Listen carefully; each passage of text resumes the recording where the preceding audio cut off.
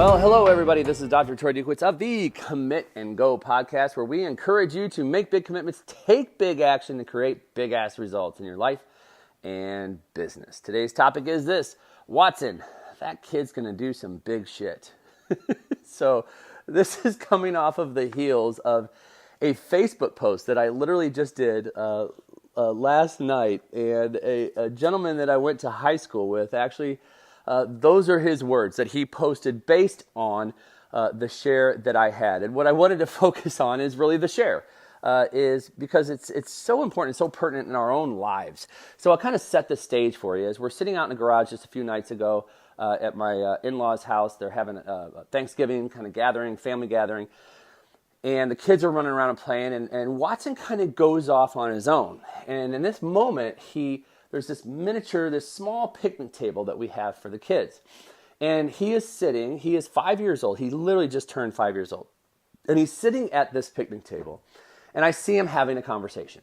He's literally he's playing and he's talking. And this is what he does. This is what kids do, right? They talk and nobody has to be there. They're just talking. And then all of a sudden he jumps up and he runs across the garage over to the end of the garage, grabs the garage door, turns around, looks around, sees everybody, talks again, and bolts right back to the picnic table to sit down and have yet another discussion. And he would do this about 2 to 3 times.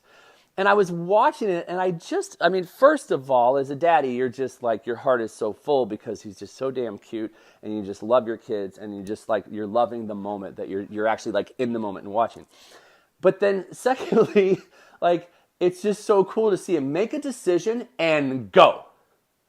He ain't sitting around. He ain't screwing around trying, should I run to the garage door or not? He is sitting there. He's contemplating whatever. He then makes a decision and goes. Takes action. Oh, yes, my friends.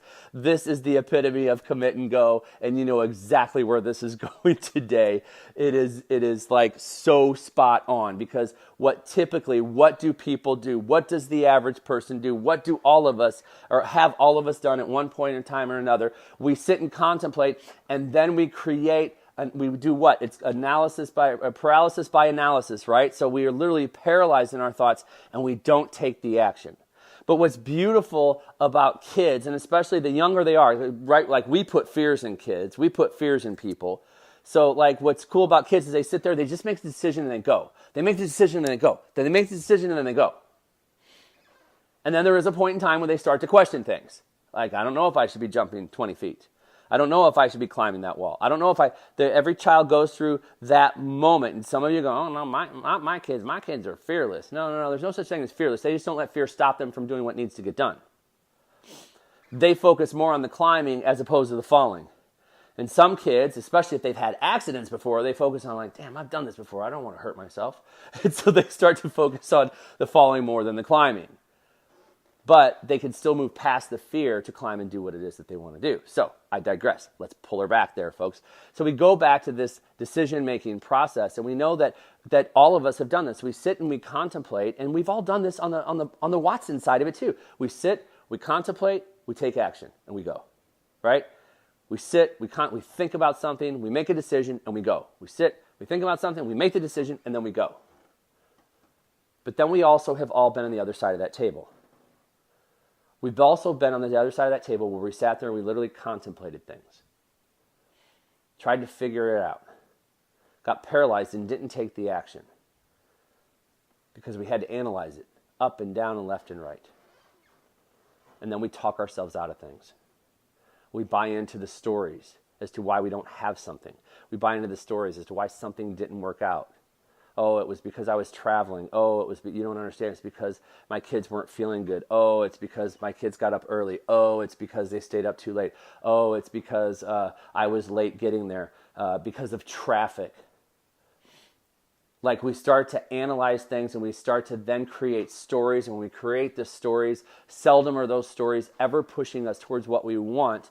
They're typically justifying why we're not able to do something. So I bring this home. I kind of land the plane here and say, where in your life do you need to maybe have that moment of contemplation, make a decision, and go? That's it. Maybe it's in your health. You look at your health and you go, you know what? I got to stop screwing around here. I have to just go for it. I just have to make the commitment. I've got to make the decision and go. Commit and go. Maybe it's your relationship with God and it's time to get plugged back in. Maybe reading the Bible daily. Maybe it's to be more meditating more. Maybe it's to go to church twice a week instead of once a week. Maybe it's to go to church once a week, but stop looking at your phone.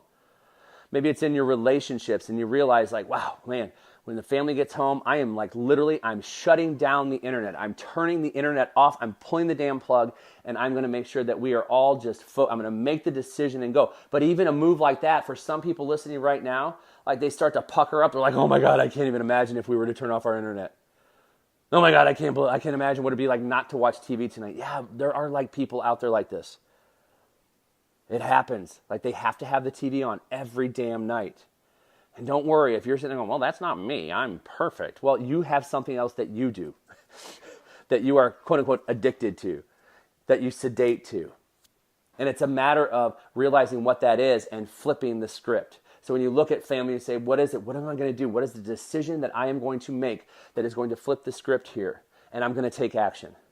And then my business, what is the decision I'm going to make? Maybe it's to get a coach. That's right, shameless plug. I am a coach. Maybe it's to get a coach, to reach out to me or someone else and say, look, I need to start getting coaching. But guess what has to happen in coaching? You can't sit there and analyze shit all the time. You got to make a decision and go. Make a decision and go. It's the people that sit there and hesitate that end up in the same place a year from now.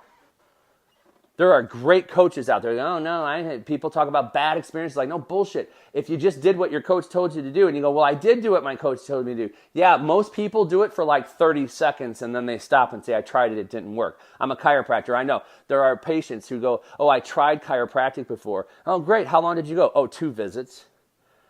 And they tell me it didn't work. Like, it's crap. Do things for a sustained period of time that are in alignment with your values, and you do actions that are in alignment with your values and your passions and where it is that you want to go, and you're going to kill it. But you have to make the decision and take the action. Make a decision and take the frickin' action. So this is very simple. Pull out your pen and paper right now or your notebook, and you write down, where in my life do I need to just make a decision and go? And then what is the decision? And what is the action you're going to take in the next 12 hours? Yes, not 24, not 48, not 72. What is the action that you're going to take in the next 12 hours? That's all I've got for you here today, ladies and gentlemen. Look, you know the spiel. First and foremost, head on over to commitandgo.com. I've got a gap map protocol there for you. It is something that will help you to get from where you are to where it is that you want to go. This is like goal setting on steroids. You use this simple gap map and it is going to help you to map out the plans to get to where you want to go while knocking down the obstacles along the way. And as far as Commit and Go, hey, if you enjoy the podcast, please make sure you subscribe. Make sure you share it with your friends. We're on iTunes, Google Play, and Stitcher. And if you would, I'd be so honored if you would leave a review, subscribe, leave a review, and even a rating as well. That's all I've got for you here today. I am Dr. Troy Duke. This has been the Commit and Go podcast, where we encourage you to make big commitments, take big action to create big-ass results in your life and business. We'll see you next time.